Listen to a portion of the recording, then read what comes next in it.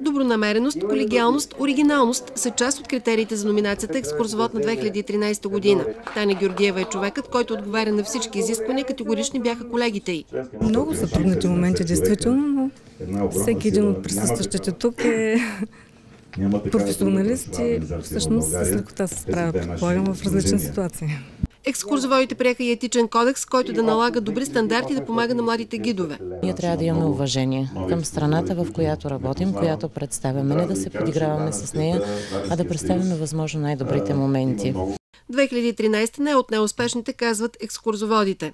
Тъй като туристите като брой са повече, но като потребители на екскурзоводски услуги като че ли малко намаляват. И това се дължи на навлизане на по-евтиният туризъм.